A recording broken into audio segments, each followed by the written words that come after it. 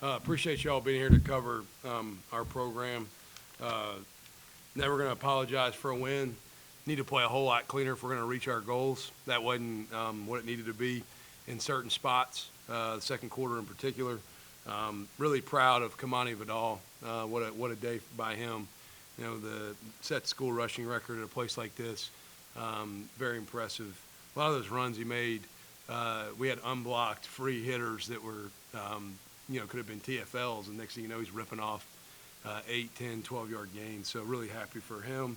Not surprised at all. He's probably the hardest working guy in our program. So guys that work as hard as he does and are very talented usually play really well. And so happy for him. A lot of things we got to clean up. We didn't protect the football. We had 4 turnovers. That's not going to win very many football games.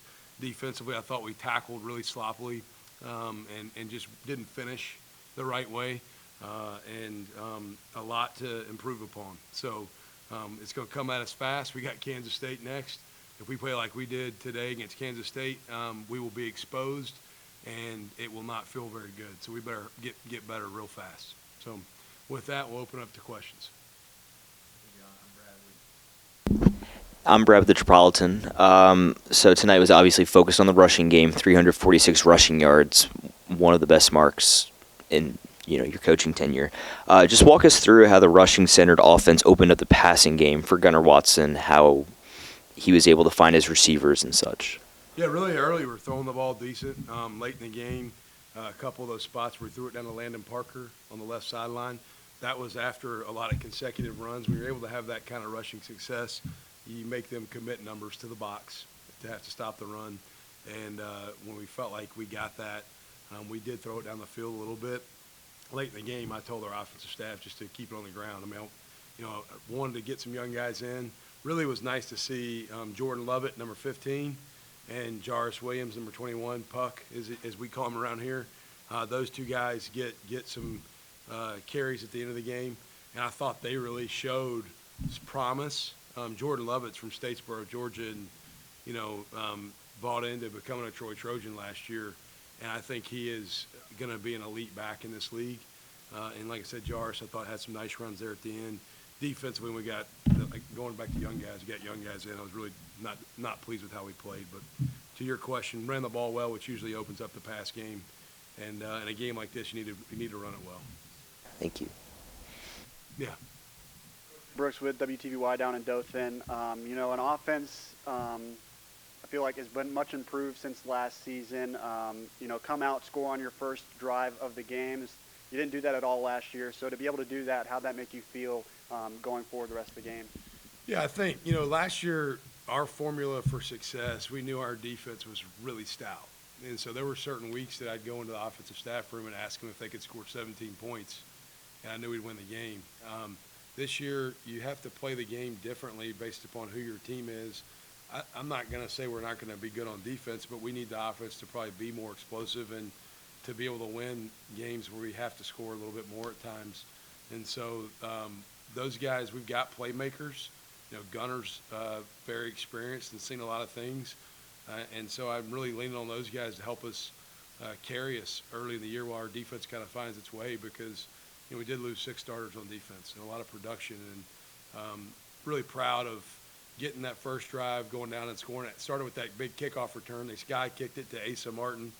And Asa, he set us up on I think about the 30-something yard line, which made it nice. But it was good to see our offense, have 545 yards. That's a good output on 64 plays. I'm not a mathematician, but that's 9 yards a carry or a play. It's pretty good. Not bad.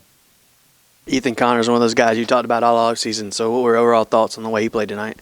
Yeah, the catch he had, he made some plays, man. The swap boot, another catch on the sideline. He's a really talented pass catcher. I like our tight end room.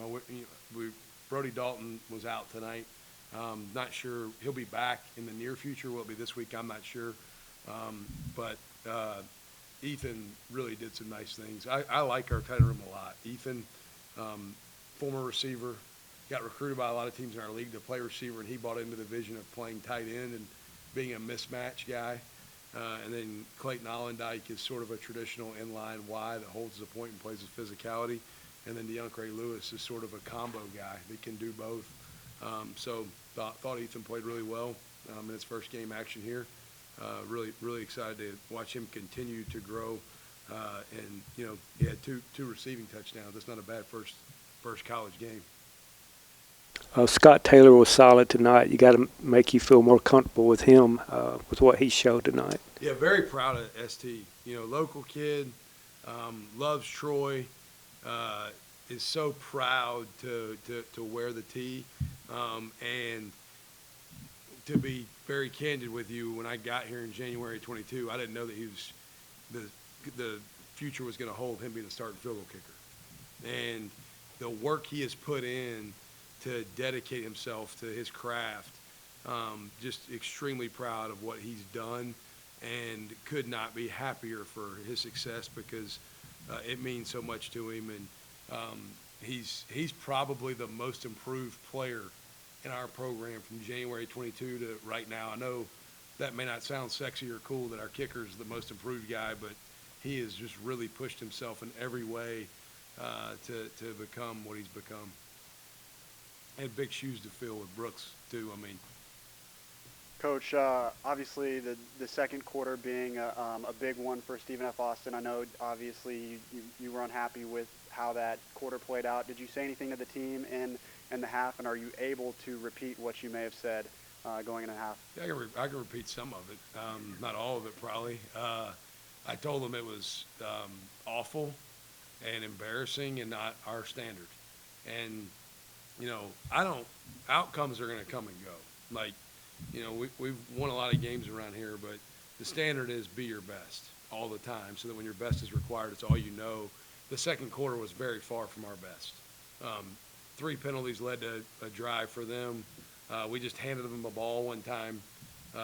We gave up run-throughs on the O-line when they brought plug pressures internally and with the nickel off the edge in the boundary corner. And we just didn't play clean. We played really poor, lazy, uninspired football. And I was sick over it because we were up 24-3. And then next thing you know, we're just trying to see if we can invite them back into the game, which, you know, the sign of a great team is don't beat yourself. Make the other team at least have to beat you. And we were beating ourselves for a little while in there.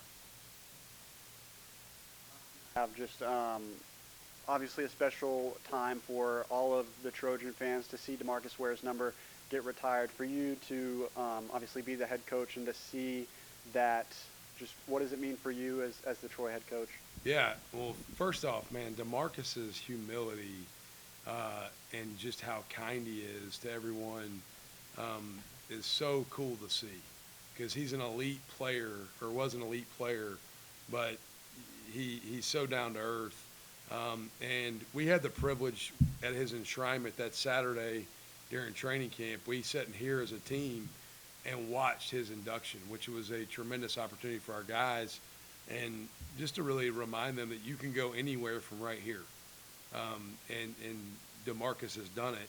And we were very fortunate. DeMarcus took time to come over to the team hotel and address the guys before pregame meal. And he ate pregame meal with us.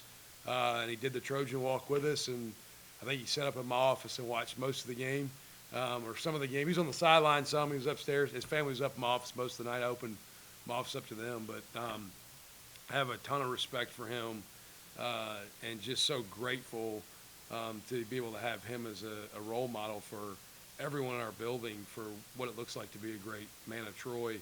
And like I said, something special for our guys to be able to look at him and know he walked the walk that they're walking. He didn't have all the resources they got. I mean, me and him were talking today about this building that we're in now, how much nicer that is, and just all the resources that are available. They weren't there then. We were an FCS program moving up at that time. Anything else? Good. Awesome. Thank you. Go Trojans.